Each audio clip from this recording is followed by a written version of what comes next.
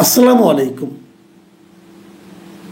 প্রিয় দর্শক, আমার কেন যেন মনে হচ্ছে যে বাংলাদেশের রাজনীতিতে বিএনপি সম্ভবত এই মুহূর্তে খুব প্রচলিত একটা একটা আপনার বাগধারা আছে না, মাইনকা চিপা, সেই মাইনকা চিপায় পড়ে গেছে।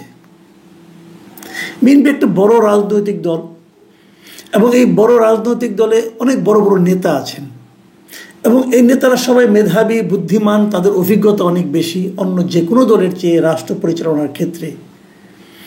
সেরকম একটা দল এরকম বেকায়দায় পড়বে এটা হয়তো অনেকে ভাবতেও পারেননি। কেন পড়েছে সেটা আমার একটা বিশ্লেষণ আমি আগেও করেছি, আজকে আবারও বলবো।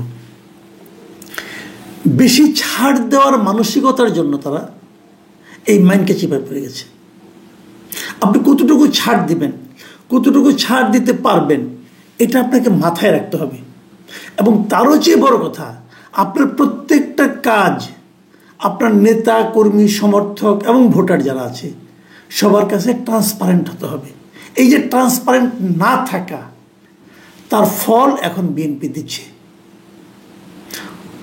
ব্যাপারটা আপনাকে একটু ক্লিয়ার করি কি হচ্ছে।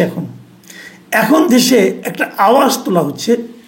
সে আওয়াজটা হলো এই যে বহুল চর্চিত, বহুল আলোচিত জুলাই সনদ, মানে সংস্কার প্রক্রিয়া। বিএনপি নাকি এই সংস্কার প্রক্রিয়া চায় না, বিএনপি নাকি সংস্কার চায় না। এখন এই কথাটা বলা হচ্ছে কেন? বলা হচ্ছে এই কারণে যে মঙ্গলবার দিন জাতীয় ঐকমত্য কমিশন যেটা গঠিত হয়েছিল, যেটা নিয়ে আমি বহু সমালোচনা করেছি, আমি বলেছি এটা যোগ্য লোকের হাতে পড়েনি এবং পরে যে নি, মানে যোগ্য লোক তো দূরের কথা, এখন আমার কাছে মনে হচ্ছে এটা যে দুষ্ট লোকের হাতে পড়েছিল সেটা সর্বশেষ প্রমাণ হয়েছে গত মঙ্গলবার দিন, যেদিন তারা সেটা কিভাবে বাস্তবায়ন করা হবে তার সুপারিশ এই দিন তারা প্রধান উপদেষ্টার কাছে জমা দিয়েছে। এই সুপারিশটা দেখার পরই বিএনপি কিন্তু বলেছে যে তারা এটাকে মেনে নিতে পারছে না এবং তারা এটাও বলেছে যে এটার মাধ্যমে জাতির সঙ্গে আসলে এক ধরনের প্রতারণা করা হয়েছে। দেখুন, আমি আপনাদেরকে ছোট করে বলি জিনিসটা।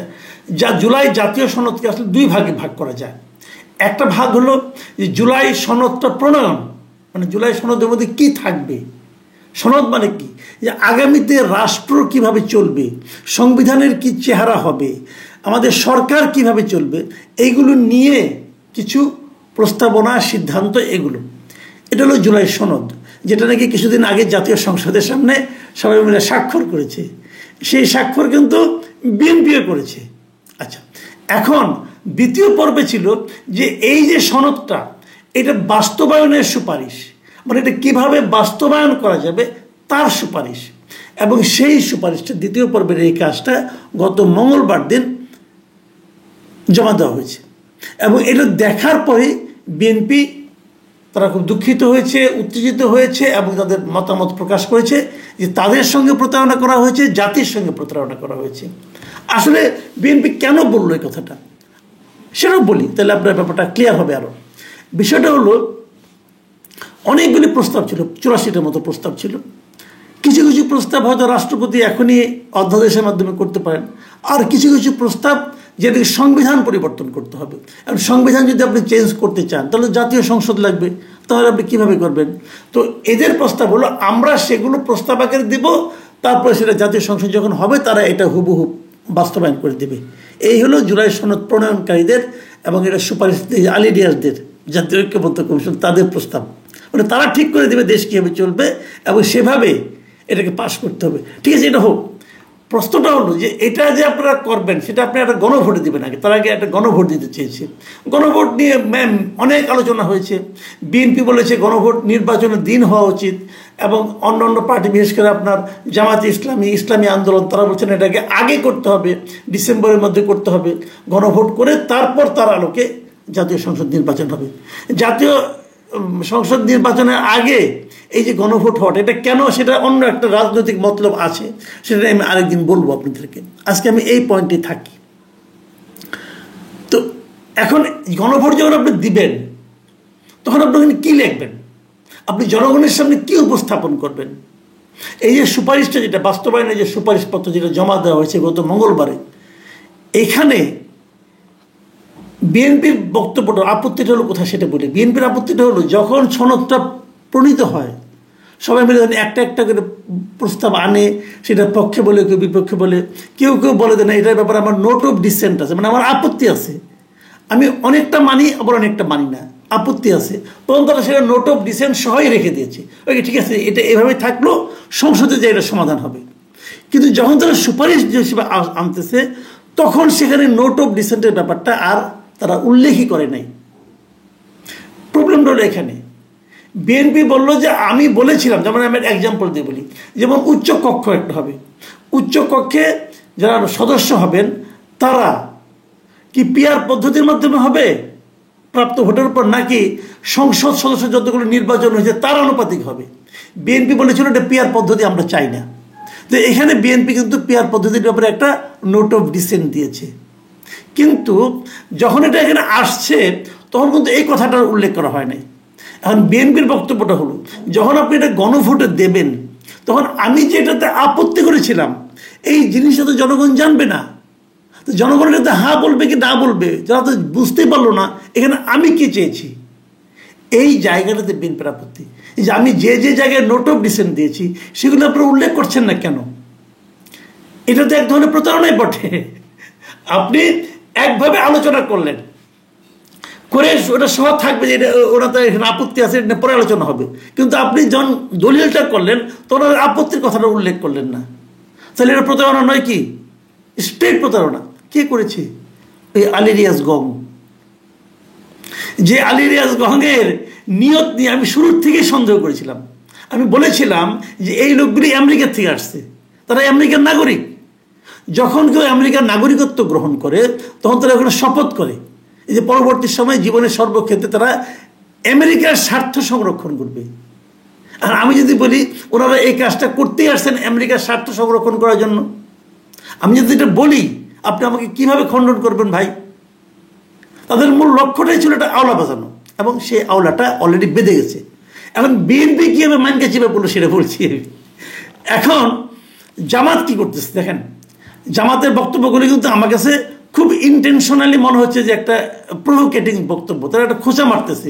তারা বলতেছে জিনিসটা যে বিএনপি নাকি হঠাৎ, যেমন জামাতের যে নায়েবে আমির, মানে নায়েবে আমির মানে এটা তো অনেকে জানে, নায়েবে আমির মানে ওদের ভাইস প্রেসিডেন্ট আর কি, হ্যাঁ, মিস্টার আবদুল্লাহ মোহাম্মদ তাহের, তিনি কি বলেছেন যে ঐকমত্য কমিশনের মাধ্যমে একমত হয়ে আমরা সবাই জুলাই সনদে স্বাক্ষর করেছি, সব কিছু পর্যালোচনা শেষে সবাই একমত হয়েছি একটি সাংবিধানিক আদেশের মাধ্যমে জুলাই সনদকে গ্রহণ করা হবে এবং এটার উপর একটা গণভোট হবে।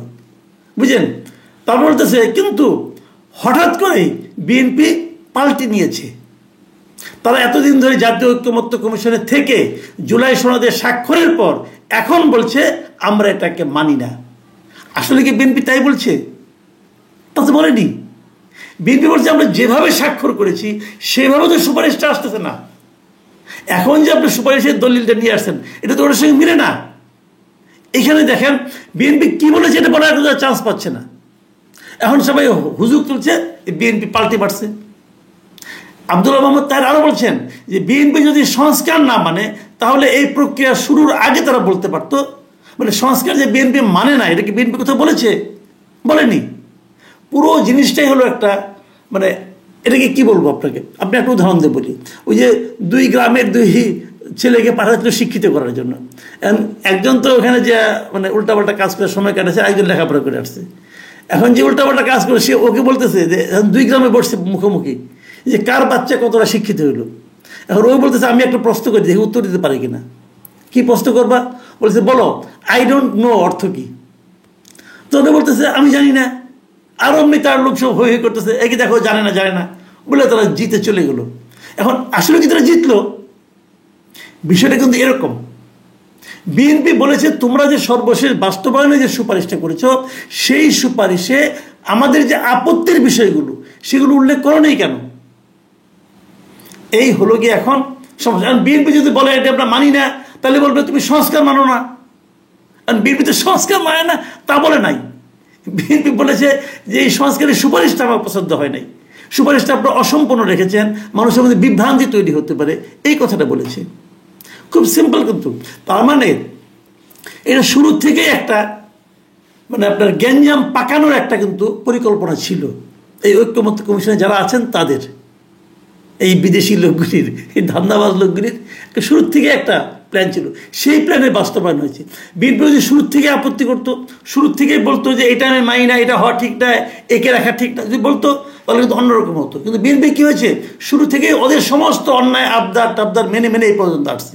ভাবছে তাদের বিএনপির মূল লক্ষ্য ছিল আসলে নির্বাচন, তারা চেয়েছিল কোনোভাবে নির্বাচনটা হয়ে যাক, নির্বাচন হয়ে গেলে আর কোনো ঝামেলা হবে না, তারপর আমরা দেখব কি করা যায়।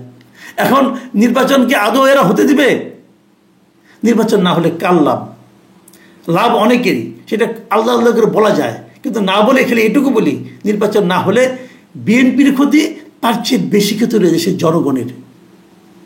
এখন এই মাইন্ড ক্যাচিপার থেকে বিএনপি কীভাবে বেরোবে এটা তাদের ব্যাপার। এখন বিএনপি যদি তাদের দাবি মেনে নেয়, এইভাবে যদি করে, তাহলে বিএনপি একটা পলিটিক্যাল এক ধরনের ডিফিট হবে।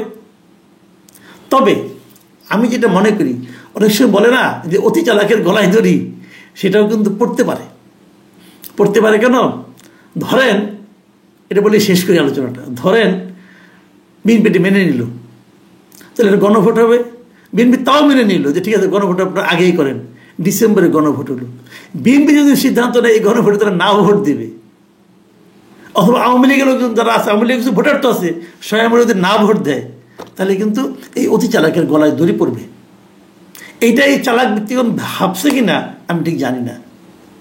আমি একটা কথা বলবো ভাই, আপনারা রাজনীতি করেন, রাজনীতি মানে কিন্তু জনগণ, জনগণের জন্য একটা ভালো কিছু করা। তো রাজনীতি করতে যায় যদি জনগণের দুর্ভোগ আপনারা চান, তাহলে সেই গলায় দড়ি কীভাবে দিতে হয় এই দেশে জনগণ জানে। প্লিজ জনগণকে নিয়ে রাজনীতি করবেন না। প্রিয় দর্শক, এখন এ পর্যন্তই। আল্লাহ হাফেজ।